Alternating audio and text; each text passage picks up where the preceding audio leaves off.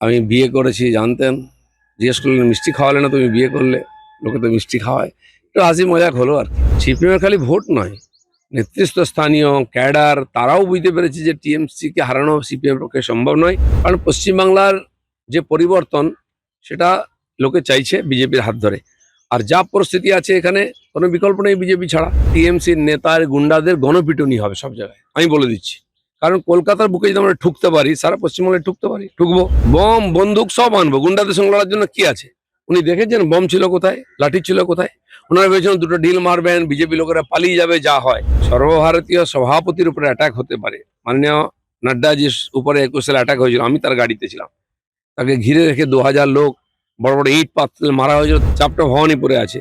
মমতা ব্যানার্জিকে যদি আমরা নন্দীগ্রামে হারাতে পারি, তাহলে ভবানীপুরেও হারাতে পারি, আর সেটা বুঝতে পেরেছেন। টিএমসি মার খেয়ে গেলে পুলিশ আছে, পুলিশকে দিয়ে মামলা করা হবে।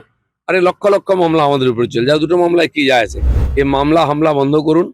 আপনাদের যে ডিএ আটকে গেছে না, বিজেপি যদি ক্ষমতায় আসে তখনই ডিএটা পাবেন, নাহলে সারা জীবন বিনা ডিএতে চামচাগিরি করুন। পুলিশকে তো মার খেতেই হবে, কারণ পুলিশ আর টিএমসি গুন্ডার মধ্যে কোনো পার্থক্য নেই। সামনে যে যাবে তাকে ইটের টার্গেট হতে হবে। কেন্দ্রীয় বাহিনী তো পুলিশ পরিচালনা করছে, সেটা খালি কেন্দ্রীয় বাহিনী দিলে হবে না, কেন্দ্রীয় বাহিনীকে স্বাধীনভাবে কাজ করার সুযোগ দিতে হবে। কি জিজ্ঞাসা করলেন, কি বললেন উনি? মিষ্টি খাওয়ার কথা বলেছেন। অনেকদিন পরে মোদিজির সঙ্গে দেখা হলো, সামনাসামনি কথা বলার সুযোগ হলো। আমি বিয়ে করেছি জানতেন, জিজ্ঞেস করলেন মিষ্টি খাওয়ালে না, তুমি বিয়ে করলে, লোকে তো মিষ্টি খাওয়ায়, একটু হাসি মজাক হলো আর কি। আপনি কি বললেন? আমি বললাম ইলেকশনের পরে খাবো।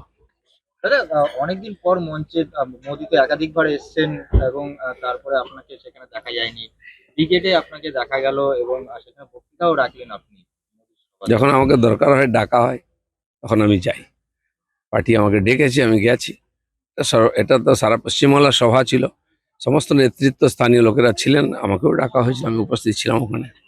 মঞ্চে তো আলাদা করে আপনাকে গুরুত্ব দেওয়া হলো, দেখলাম আমরা প্রায় 7 থেকে 8 সেকেন্ড আপনার সঙ্গে কথা হলো। গুরুত্ব দেওয়া নাই, সেখানে- সবাই ছিল, সবার সঙ্গে কথা বলছিলেন। তাহলে যেহেতু কি আমার সঙ্গে অনেকদিন পরে দেখা হলো, তাহলে কি সেজন্য আমাকে একটু বিশেষভাবে কথা বললেন উনি, এর বেশি কিছু না, দেখা হয়।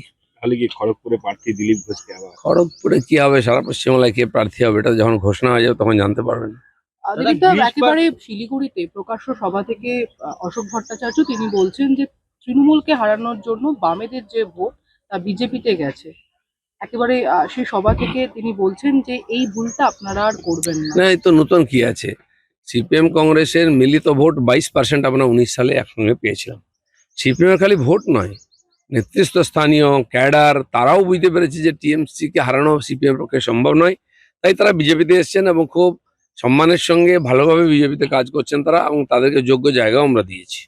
তৃণমূল তো বরাবর এই বিষয়টাকে উল্লেখ করে তারা কটাক্ষের সুর ছড়িয়েছিলেন যে বামেদের ভোট এখন রামেদের কাছে গেছে। না, এবারে ওদের হতাশ হওয়ার দরকার নেই। গতবারে সিপিএম কংগ্রেস এসেছিল, এবার টিএমসির ভোটও বিজেপির দিকে আসবে, তাহলে ওটা আর বলার সুযোগ থাকবে না ওদের। কারণ পশ্চিমবাংলার যে পরিবর্তন সেটা লোকে চাইছে বিজেপির হাত ধরে। আর যা পরিস্থিতি আছে এখানে কোনো বিকল্প নেই বিজেপি ছাড়া, আর পরিবর্তন ছাড়া কোনো উপায় নেই, বাঁচা যাবে না সুস্থভাবে। গিরিশ পার্কের ঘটনা একবার রণক্ষেত্র হইতো, বিজেপি কর্মী একাধিক কর্মী আহত, পুলিশ আহত। কুণাল ঘোষ তো বলেছেন আপনারা বাইরে থেকে লোক নিয়ে এসেছেন। কুণাল ঘোষের ধারণা নাই, বাইরের লোক লাগে না, আমরাই টিএমসিকে খেলাতে পারি এবং সারা পশ্চিমবাংলায় খেলাবো, আমি বলে দিচ্ছি। আমি আজকে আহ্বান করছি আমার কর্মীদের এবং সাধারণ মানুষকে, টিএমসির গুন্ডাগর্দি, দাদাগিরি, লুটপাট অনেক সহ্য করেছে মানুষ, আমরা সামনে আছি, আমরা শুরু করেছি, আপনার হাত লাগান। এরপরে টিএমসির নেতার গুন্ডাদের গণপিটুনি হবে সব জায়গায়, আমি বলে দিচ্ছি। কারণ কলকাতার বুকে যদি আমরা ঠুকতে পারি, সারা পশ্চিমবাংলায় ঠুকতে পারি, ঠুকবো। আর যে শশী পাঁজাকাল খুব ড্রামা করছিলেন, তার গুরু যেমন চেলাও তো ড্রামা কুইন হবে, উনি হয়তো ভুলে গেছেন যখন সুদীপ ব্যানার্জিকে অ্যারেস্ট করেছিল সিবিআই, উনি মবকে নিয়ে গিয়ে এরকম আমাদের পার্টি অফিসে অ্যাটাক করেছিলেন, ইট পাটকেল মারিয়েছিলেন। কালকেও তিনি মবকে নিয়ে এসেছিলেন, দিয়ে আর বাস আটকে কাঁচ ভাঙছিলেন, সব ভিডিও দেখুন। ব্যাপারটা উল্টো হয়ে গেছে, উনি বুঝতে পারেননি। আর সব জায়গায় তো সমান হবে না, আমাদের কর্মীরা তৈরি হয়ে আসে এবং তৈরি আছে, দ্বিতীয়বার যেন কোথাও ভুল না করেন। কিন্তু তারপরে খালি ব্যান্ডেজ মাথায় বাঁধা হবে না, অনেক জায়গায় ব্যান্ডেজ পড়বে। শশীবাজা বলছেন বাসে করে লাঠি, বাঁশ, বোতল, বোম এগুলো নিয়ে এসেছিল বাসের মধ্যে করে। বম বন্দুক সব আনবো, গুন্ডাদের সঙ্গে লড়ার জন্য কি আছে? উনি দেখেছেন বম ছিল কোথায়, লাঠি ছিল কোথায়? ওনারা ভেবেছেন দুটো ঢিল মারবেন, বিজেপি লোকেরা পালিয়ে যাবে, যা হয়। সে বিজেপি নয়, বিজেপি পাল্টে গেছে। এবং এটাও জেনে রাখুন, কাল মাননীয় প্রধানমন্ত্রী বলেছেন সবকা সাথ সবকা বিকাশ সবকা হিসাব। হিসাব মানে খালি টাকার হিসাব নয়, এতদিন যা গুন্ডামি মারপিট করেছেন সব হিসাব চুকতে হবে। সাবধান থাকুন, যদি শশী বাজার বাড়িতে অ্যাটাক হতে পারে, কালীঘাটেও অ্যাটাক হতে পারে, মদন মিত্রি বা চেতলার বাড়িতেও অ্যাটাক হতে পারে, আর এটা হবেও ভোটের আগে জেনে রাখুন। কিন্তু কলকাতায় যখন প্রধানমন্ত্রী এসছেন সেখানে দাঁড়িয়ে এই রকম ঘটনা, অনভিপ্রেত ঘটনা একেবারে সারা বিশ্ব বা সারা ভারতবর্ষের কাছে কি বার্তা যাচ্ছে? যদি এখানে আমাদের সর্বভারতীয় কেন্দ্রীয় বাহিনী যেখানে মোতায়েন হয়ে গেছে। সর্বভারতীয় সভাপতির উপরে অ্যাটাক হতে পারে, মাননীয় নাড্ডাজির উপরে 21 সালে অ্যাটাক হয়েছিল, আমি তার গাড়িতে ছিলাম, তাকে ঘিরে রেখে 2000 লোক বড় বড় ইট পাথর মারা হয়েছিল, তার গাড়ি যদি বুলেট প্রুফ না থাকতো ভয়ঙ্কর অবস্থা হতো। আর এখানে যেখানে প্রধানমন্ত্রী এলে গো ব্যাক বলে বড় বোর্ড লাগানো হয়, যাই হোক একদিন খেলাতেই আজকে বোর্ডটা নামিয়ে নিয়েছে ওরা। এখন তো ওরা একটা কালো বোর্ড নামিয়েছে, টিএমসি সমস্ত বোর্ড আমরা সারা পশ্চিমবাংলায় নামাবো এরপরে যে বাড়াবাড়ি করে। আজকে দেখা যাচ্ছে যে ভবানীপুর কেন্দ্র থেকে মুখ্যমন্ত্রী হয়ে প্রচারে নামছেন ফিরহাদ হাকিম। চাপটা বোঝা যাচ্ছে না, চাপটা ভবানীপুরে আছে। মমতা ব্যানার্জিকে যদি আমরা নন্দীগ্রামে হারাতে পারি তাহলে ভবানীপুরেও হারাতে পারি, আর সেটা বুঝতে পেরেছেন। 50,000-এর কাছাকাছি নাম বাদ গেছে ভুয়ো ভোটারের, মমতা ব্যানার্জি বুঝতে পেরেছেন। হয় চেঞ্জ করুন ভবানীপুর, নাহলে হারার জন্য প্রস্তুত হন। আর দুটো শতপ্রণোদিত মামলা হলো, খালি বিজেপির কর্মীরাই গ্রেপ্তার হলো। না, টিএমসি মার খেয়ে গেলে পুলিশ আছে, পুলিশকে দিয়ে মামলা করা হবে। আরে লক্ষ লক্ষ মামলা আমাদের উপরে চলে, যা দুটো মামলায় কি যায় আছে। কিন্তু আমি পুলিশের বন্ধুদের বলে দিচ্ছি, এই মামলা হামলা বন্ধ করুন। আপনাদের যে ডিএ আটকে গেছে না, বিজেপি যদি ক্ষমতায় আসে তখনই ডিএটা পাবেন, নাহলে সারা জীবন বিনা ডিএতে চামচাগিরি করতে হবে। পুলিশও আহত হয়েছেন ঘটনায়।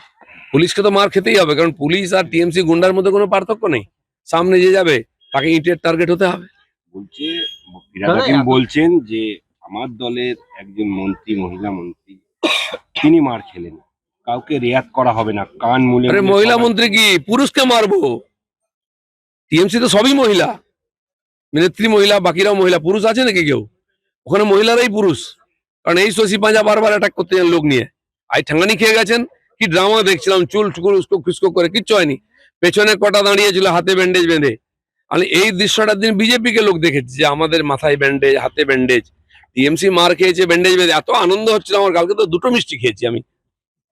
দাদা এতক্ষণ ধরে প্রায় আধ ঘন্টার উপরে ধরে এখানে রণক্ষেত্রের অবস্থা চললো, কিন্তু কোথায় পুলিশ, কেন্দ্রীয় বাহিনী কোথায়? কেন্দ্রীয় বাহিনী যখন কলকাতায় চলে কেন্দ্রীয় বাহিনী তো পুলিশ পরিচালনা করছে, সেটা খালি কেন্দ্রীয় বাহিনী দিলে হবে না।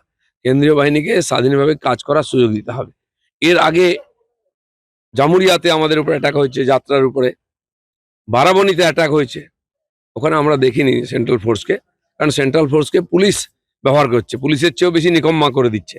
সেন আমি বলছি, না পুলিশ না সেন্ট্রাল ফোর্স, বিজেপি কর্মী এবং সাধারণ মানুষরা যেন কারোর উপর ভরসা না করেন, নিজের উপর ভরসা করুন, বিজেপির উপর ভরসা করুন। যদি আপনি যেটা বলছেন যে পুলিশ, কেন্দ্রীয় বাহিনীকে পুলিশ পরিচালনা করে, তাহলে ভোটের দিন তো পুলিশই পরিচালনা করবে, তাহলে তো সেটা আমরা নির্বাচন কমিশনকে বলছি, পুলিশকেও নিউট্রাল করুন আর স্বাধীনভাবে সেন্ট্রাল ফোর্সকে কাজ করার সুযোগ দিন, নাহলে এখানকার নির্বাচন আবার প্রহসন হয়ে যাবে।